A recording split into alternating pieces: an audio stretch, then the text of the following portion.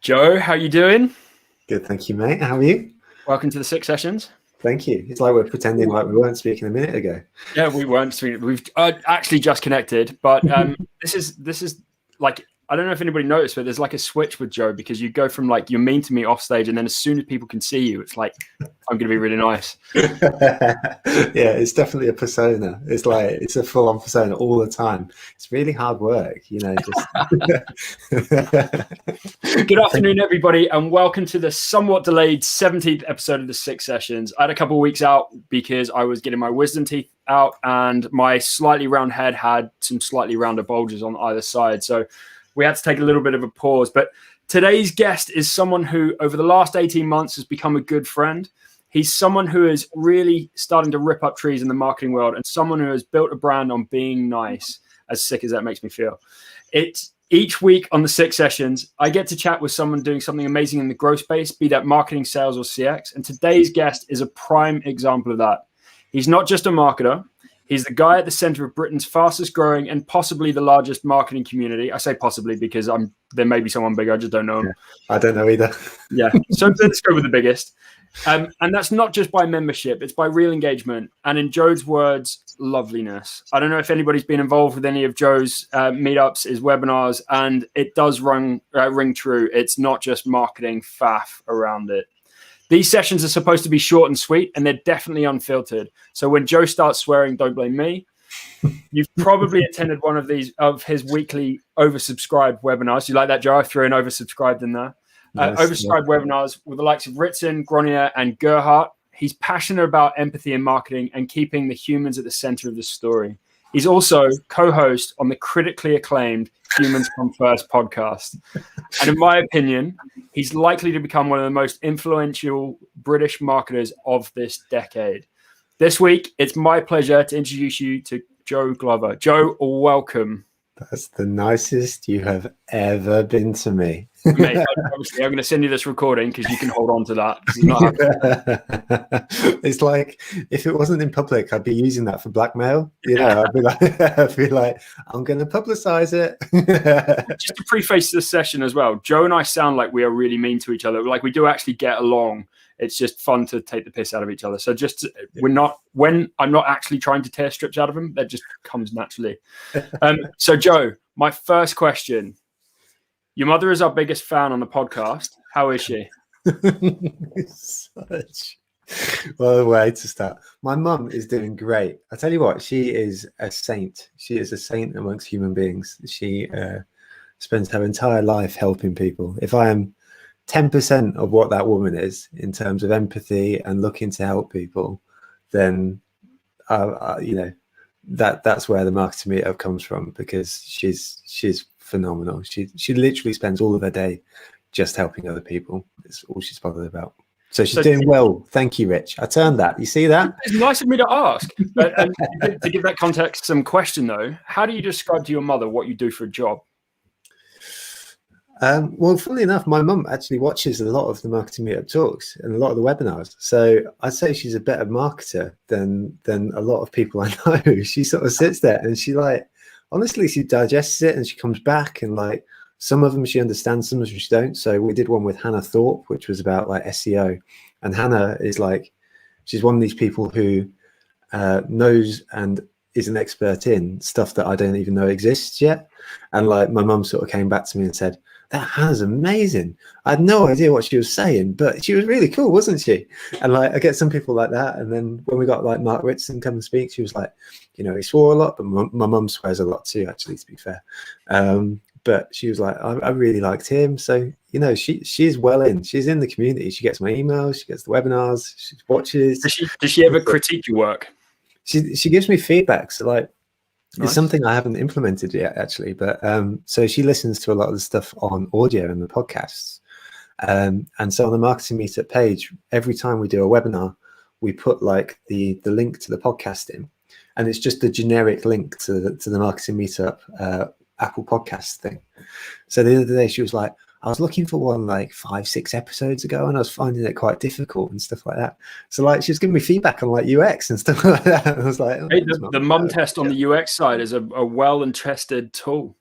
Absolutely. I had no complaints. I haven't done anything about it yet, but that's by my incompetence, not anything else really. So yeah. So for those who don't know, what is the marketing meetup?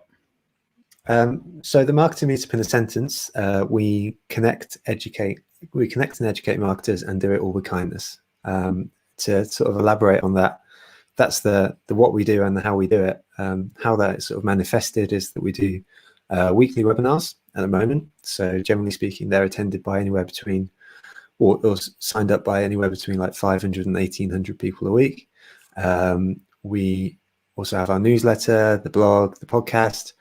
Basically, we look for opportunities to educate people, bring them together, but do it in a meaningful way.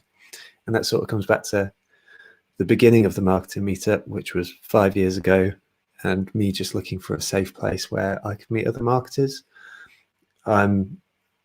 In those scenarios, like those old networking scenarios, if you remember them, like it was a horrible place that I didn't feel comfortable with. So I just wanted to find a place which felt nice. And over the past 5 years, we've created this home, this community, this place where people can come together and do it based around a set of values that feel important and that feel right.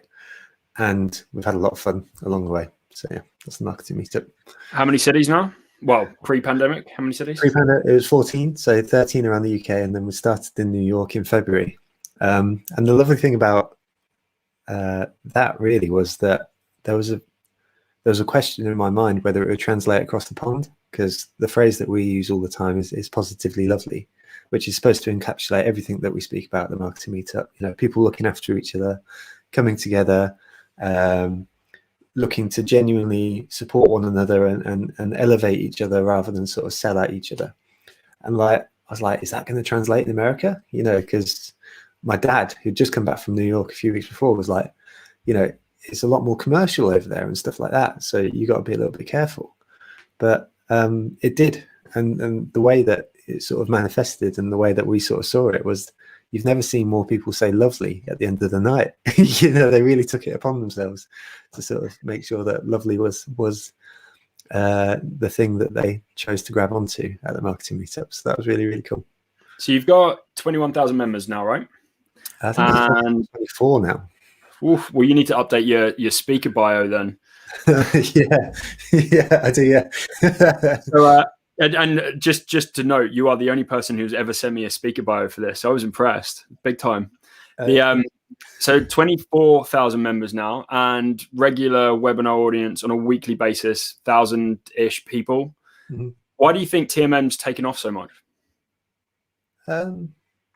It's hard to say precisely, because I think a lot of it is right time, right place, right message. But if we actually look into that, then the right time was that there wasn't a lot of networking events like what we were doing in the spirit of what we were doing at the time. And that was the most important thing in the marketing community. Some other existing organizations had stopped and looked to move things online. So, you know, when we started doing our group, there was that immediate traction because that was something that was local, regular, and friendly. Right place, you know, we started out in Cambridge and then just started looking for opportunities that weren't in London.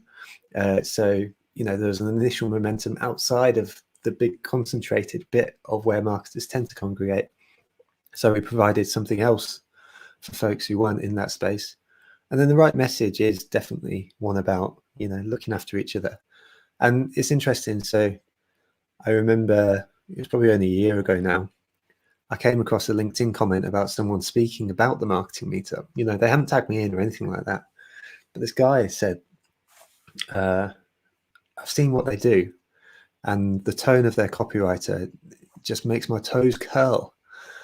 And like, I took that as the greatest compliment in the entire world, because it meant that we were doing something.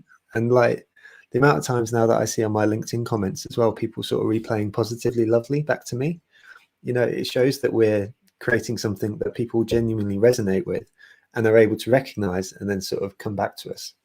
The second reason why I think there's some momentum behind the group as well is a bit of timing, and it is momentum. And it's amazing how that snowball sort of gets larger and larger as it rolls down the hill. So when COVID struck, we had 140 events planned for last year. and in a second they were gone. And the only way that we survived really was by moving online, but moving online quick, and also by approaching people that could help gain that momentum very, very quickly. And I'd say those first few weeks of the pandemic, when it struck, it was sort of the inflection point for the marketing meetup. It could have gone and disappeared, or it could have gone the other way, and we're lucky it went the other way. But I think that initial momentum in both moving online quick, but also moving online with the schedule of speakers that we put on, was probably the reason why over this past year the community's gone from like 11,000 to 24,000 people. And I mean, you got some pretty heavy hitting speakers, and like all you did was ask. And I think that part of that is and I jest a lot about the persona of the brand, you're only nice in the public view, which is actually not true. You are nice to me sometimes behind the scenes, but like I feel like that obviously helped, but I also feel like the pandemic is almost like TMM's origin story now. We're going to look back in years and be like, where did that come from? So it's interesting, isn't it? It has forced us all to innovate, and I think we're actually going through another period of innovation right now, whether we know it or not. And I've noticed a big transition in how, as we're eking back into the office world and stuff like that, it feels like we're back in that space. It's interesting that you say that that's almost like the origin story in a way, because the story I tell is, of being a solo marketer 5 years ago and being the scared guy. So it would be interesting to sort of think what that story is that people sort of recognize now. And I hadn't really thought much about that. So, I mean, like out of interest, do you say that in all sincerity? Would you reckon that that is the story that people will remember about the marketing meetup? I think it's, so you've got to start. So that like the original origin story, if we're going to talk about like that, was like this marketing, and I'm paraphrasing, not slagging you off, but this marketing loner wanted some mates to hang out with, decided he was going to create a community, and the community found some people who were like-minded, and it spiraled from there. Roughly speaking. And now you've got this secondary story, which I actually find, for me, more compelling around, because I relate to the first one, because like I used to hate going to networking things, like I get it, but it like I could still do it, and like whatever. The new one, you went through the same challenges that a whole bunch of other businesses did, but then you had to take it, you in your stride took it and innovated with the way that you did it, changed the way that you did it, created a new business model in a very short period of time, and put your balls on the table by actually saying, like, reaching out to some big names in the industry and going, will you help me? And they came back and said, yeah. And I actually find that, for me personally, that story more compelling. That's interesting. No, that's really, really interesting. And also credit to those folks as well. I mean, the Rand Fishkins, the Roy Sutherlands, the Mark Ritsons, who said yes, because they didn't need to.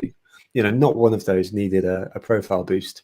They're all doing okay. They're all doing okay without the marketing meetup.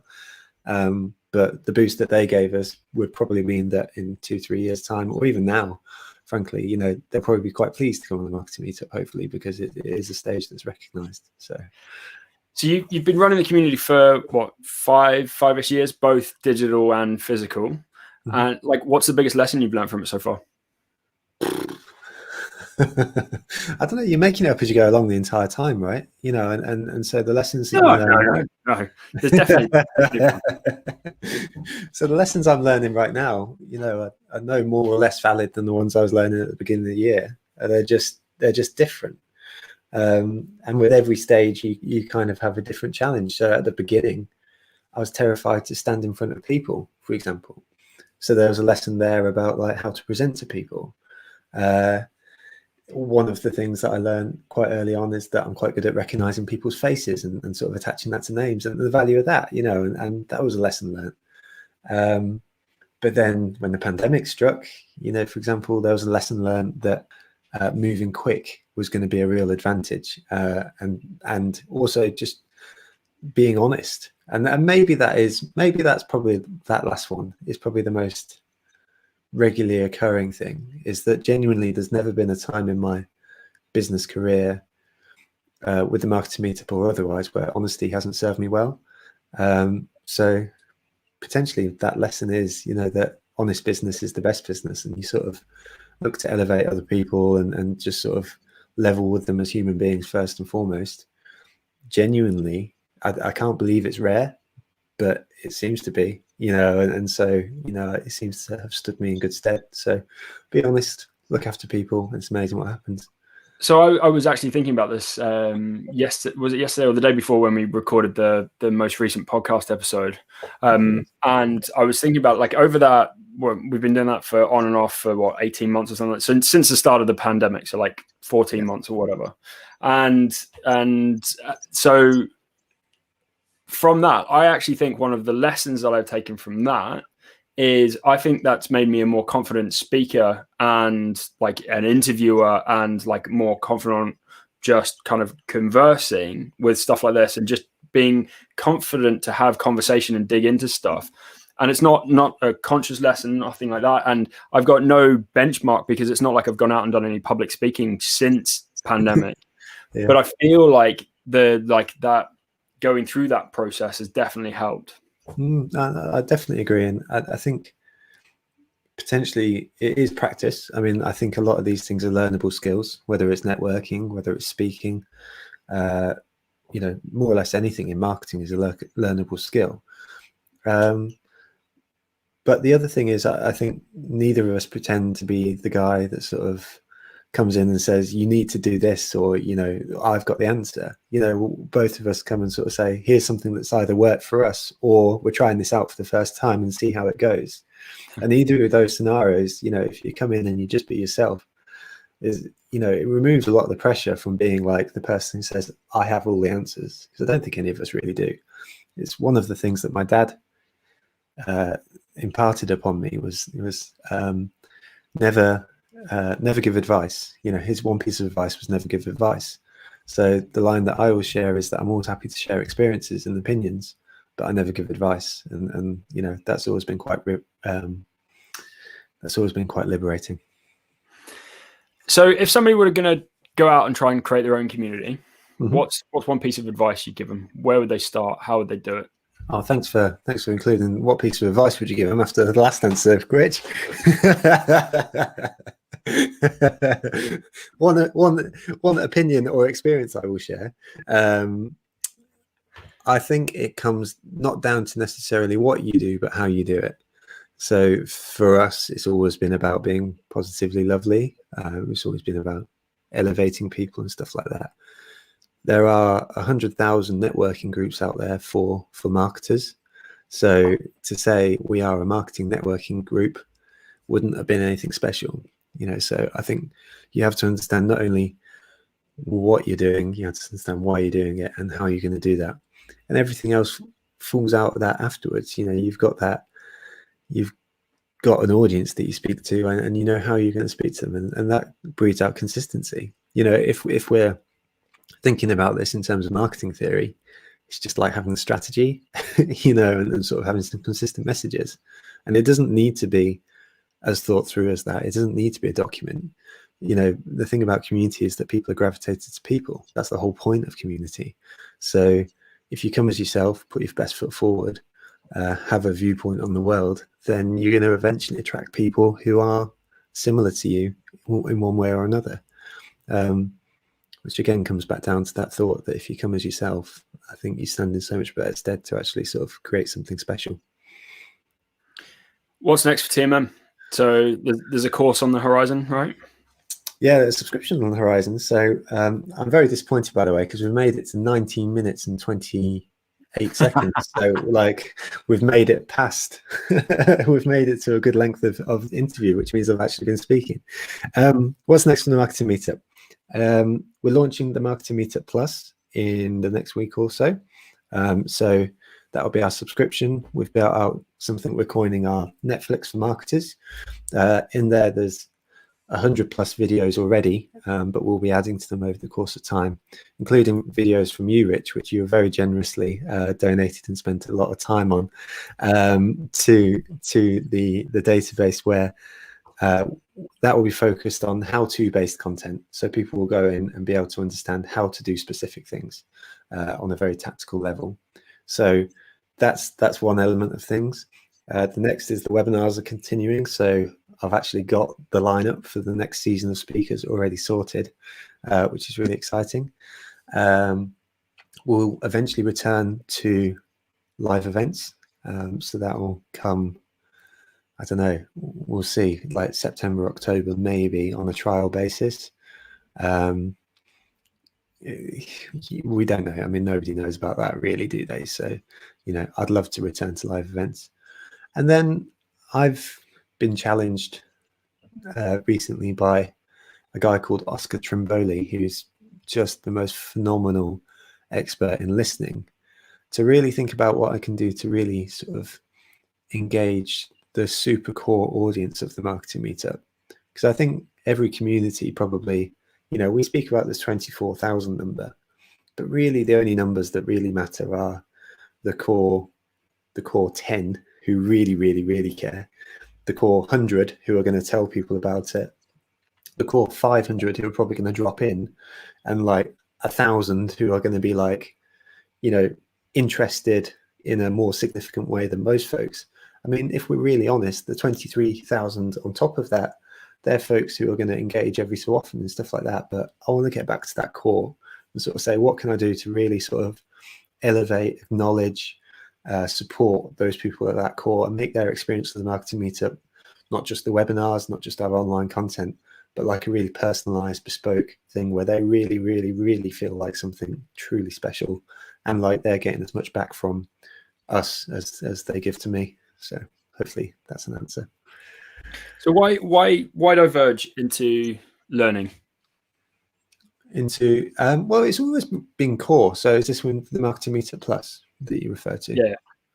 So education's always been something that the Marketing Meetup has done. So at the beginning, you asked me what it is, and we're a platform that educates, connects marketers, and does it with kindness.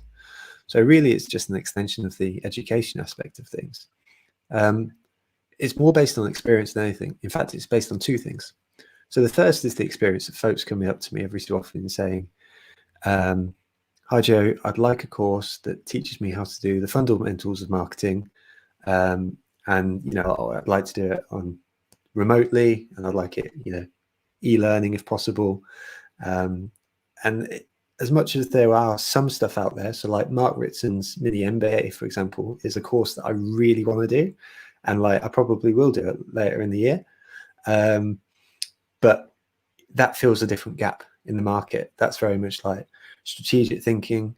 So far as I'm aware, you know, it will tell you how to think about marketing, but it doesn't tell you how to do it. So there seemed to be a gap there in learning, which was like, well, we can fill that because we speak to both experts in a wide range of topics, but we can also provide content, which we do anyway, in a really digestible form. So really, you know, that was the first thought, and I've forgotten what the second one is. So, but I'm sure it was a really smart one. Never start a sentence with two things because you'll always forget the second. What got you into marketing in the first place? Social media. So social media was my gateway drug. So I wrote I did a business degree, and I did my dissertation on social media complaining. So this was in 2014. So it was a bit more of a young sort of industry than it is now. And I wrote my dissertation on it because I was just interested in how people interact online, and like I found myself quite good at social media, you know, like fairly early on. Like I'd write something on Facebook and I'd get more likes on it than my friends, you know, and stuff like that. And I know that sounds stupid, but you know, it's just one of those things. So like I enjoyed using social media, so that was the thing. And I took my first job straight out of university in IT consultancy, and I was sold purely on the line of you'll be on 100 grand after 5 years. And like it was such a horrible experience. Like, so the people were phenomenal and the company was phenomenal. It was just I really wasn't interested in doing the job that I was doing. So, you know, I didn't have a good time of it. And at that time I was still blogging about social media. So like I was like, well, I might as well give this marketing thing a try. And I got quite lucky that I was given a role early on, which was as a marketing manager in a small company, and there's only 3 of us in the company. So marketing was my bag. You know, I was just giving it all, really, and so go off and explore. And that definitely had its advantages and its disadvantages, but it definitely gave me the opportunity to explore a wide range of things within our industry, and to realize that marketing isn't just social media, really. So yeah, that's how I started. And I guess it's really just about people, really. I've always enjoyed interacting with people, especially online, probably because of the introvert sort of stuff. So, you know, it'll be funny to see you in person because it's been so long to seeing you on the screen. So like when we come to doing that, I met a friend the other day for half a day outside, and I came back absolutely exhausted. So, you know, that will be interesting, but definitely that sort of online interaction with other human beings is great. So you're well known for TMM, right? So like we've talked about this loads, is like you've got like the founder and the kind of the brand, and you are kind of inextricably the same thing to a certain point, and then you kind of split apart. But you do some other shit outside of TMM. So like, what else do you do? Well, we do our podcast, Rich. Well, of course, critically acclaimed. I want to know who this critic is and why they acclaimed it. But you did me a service in saying that nice things at the beginning. So let me say that I've learned a ton from you in the recordings of Humans Come First as well. Thank you very much. And no, I actually genuinely mean it. It's a genuine compliment. I think you're really, really good at what you do. And I've had a lot of fun doing it as well.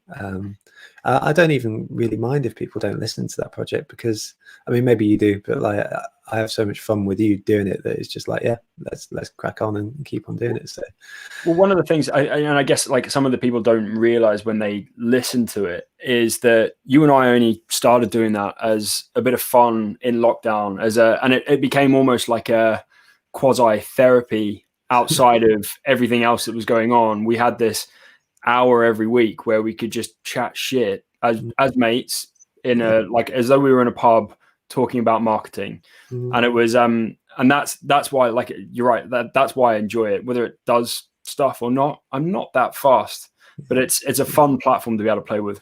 Absolutely. No, spot on. Absolutely agree. And yeah, long way it continue. So there's that. I also do elements of consultancy, you know, and I do that because I think it's important that if I'm sort of spending time speaking about marketing, it's important that I actually spend some time doing it as well. So, you know, I've done things usually at the strategy level, but I don't know, I'm starting to consider, you know, I need to get my, you know, fingers behind the keyboard a little bit more as well. And I feel like I'm doing a lot of marketing as the marketing meetup right now, but the journey of sort of starting again, you know, and helping businesses when they're a bit younger and stuff like that, and they don't have the benefit of an audience that they can already go out to, you know, it is quite appealing as well. So like I do consultancy on the strategy level, and also started to do a bit of execution as well, just for the fun of it, really, because it is fun. You know, marketing is great. I don't care what level of marketer you are, and it might not be in your day job, but you should at least have some sort of, like, not necessarily a side hustle, but like something that you do that keeps your hands dirty with some marketing stuff. Absolutely. And I think because otherwise you get so detached. Like book learned marketers are never going to be the best marketers, and marketing moves too fast to be a theory-based marketer. Like, you have to test, trial, and that doesn't mean necessarily you're sending out tweets and shit like that. The strategy element can still be part of that, but you still need to see that in practice, and you still need to be involved in how that gets out on some level. Absolutely. In my humble opinion. Well, you do have humble opinions, so it's lucky that you... Yeah, in my vociferous opinion. So the big quasi-controversial question, you've hosted a ton of big names in the marketing space. Which one did you learn the most from, and which one changed the way you think about marketing most? So I can answer the last one first. So who changed what marketing most would be probably probably Mr. Ritson Yep. has, and the reason I say that is structure more than anything. So when I started marketing, I probably spent at least the first 3 years, because I was in that position where I was teaching myself, not really working with the definition of marketing.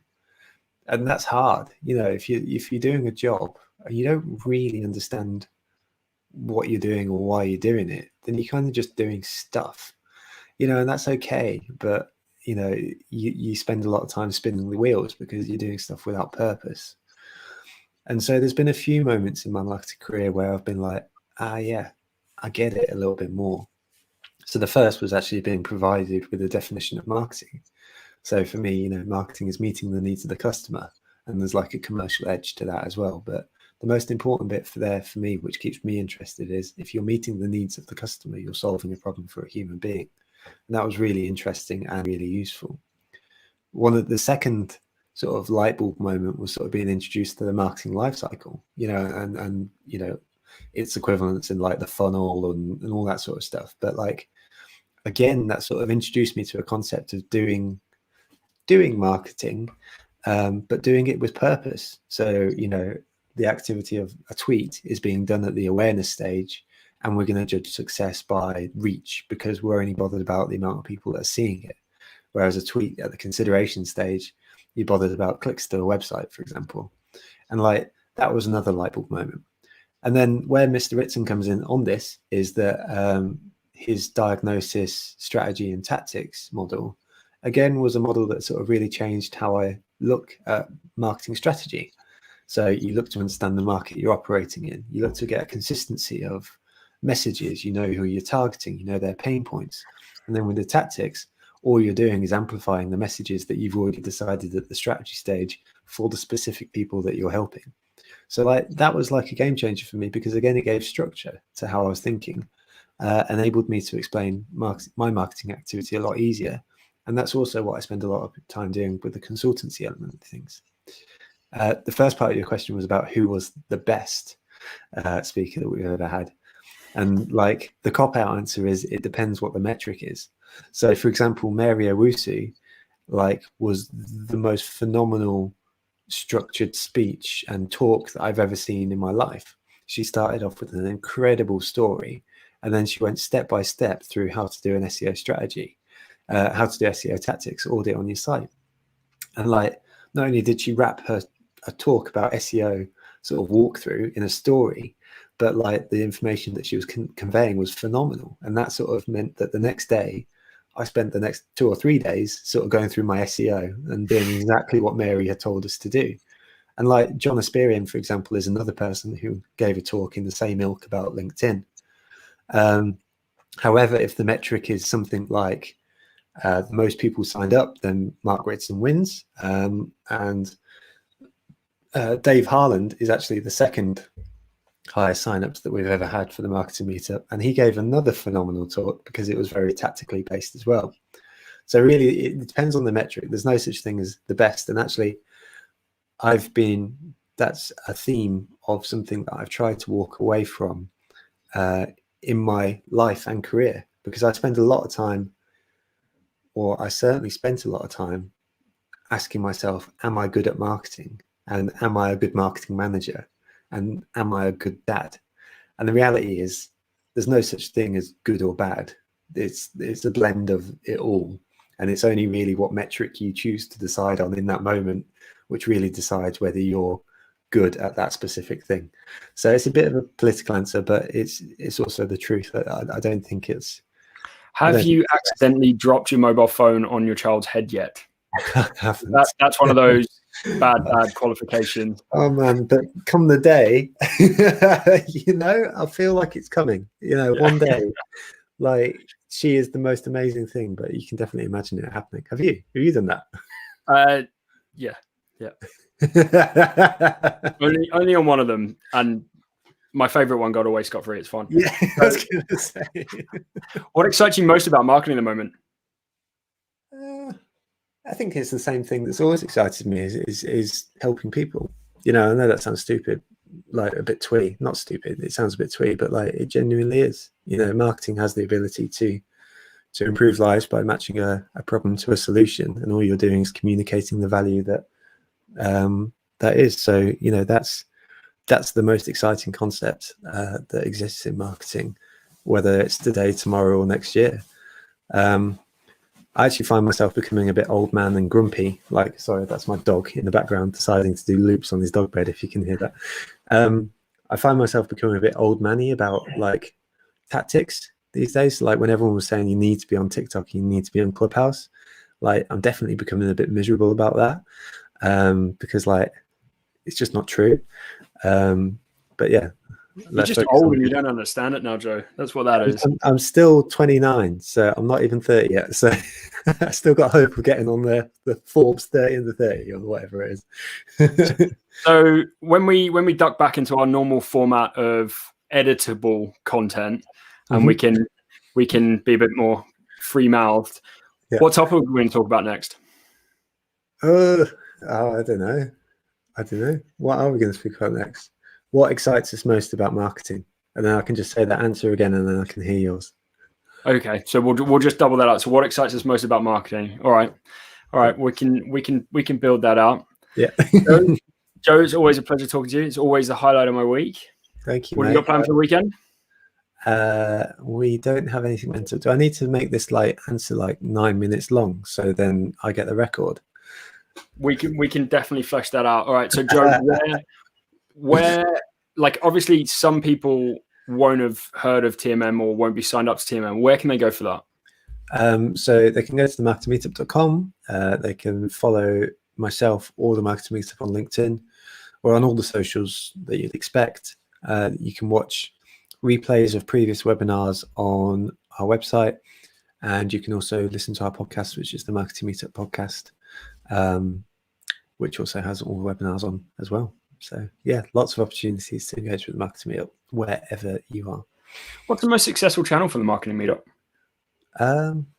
It depends how you define success, Rich. It depends on the metrics. You got to choose. There's no best thing. All right, Joe. Which channel is driving the most ROI in terms of revenue?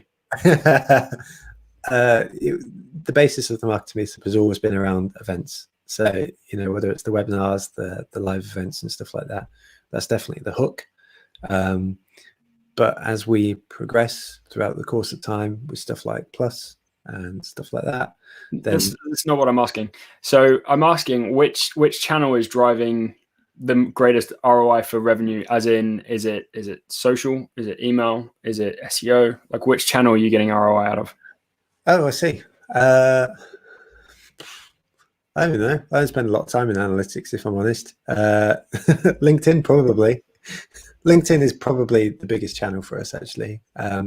Email is really, really, really, really important to the Marketing Meetup. So that's probably the honest answer. If we're thinking about it in the life cycle, probably at the awareness stage, it's going to be LinkedIn. At the consideration stage, it will be email, and sort of retention is email as well. So email is it's the only channel that you own as well. Well, so that's yours. Absolutely. And I definitely, I see how the algorithm changed on Facebook 10 years ago or whatever, and people who based their entire business off it, really suffered. And come the day where LinkedIn does the same, if it does, then, we need to be prepared, like any marketer does, to make sure that we're protecting our businesses and our communities, that we're able to communicate with them. So I know we were coming to an end, but fuck it, I'm going to keep going. What's your ambition as a marketer, individually, not TMM? Individually, I'd like to be doing a lot more talking, a lot more speaking. I'd like to write a book or two. I'd like to make at least a portion of my living from thoughts, as well as sort of that sort of stuff. So I've actually started to sort of write down notes about books and stuff, which could be interesting. I'd love the community to be self-sufficient, so that I don't need to sort of sit in the middle of it and stuff like that, and one of the things I'll be doing over the next few years, and it's a process of years rather than sort of moments, is definitely hopefully enabling more people within the community to take more responsibility for its success and its growth. if they choose to care about it that much, and I hope they do. You know, it feels like a lot of people do care about it. So I'd love for that to happen. I'd love to start a charity, probably a dog charity or something similar, because that's something I'm passionate about.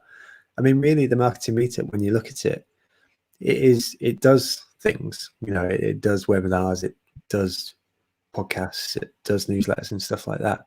But the purpose it's serving is to provide a safe place for people, and like that's really the thing that I'm aiming for. Is, you know, if people have met me or impacted by the marketing meetup and sort of feel like they're a little bit kinder as a result of interacting with the marketing meetup, then like that's the mission that, well, the quest that I'm on.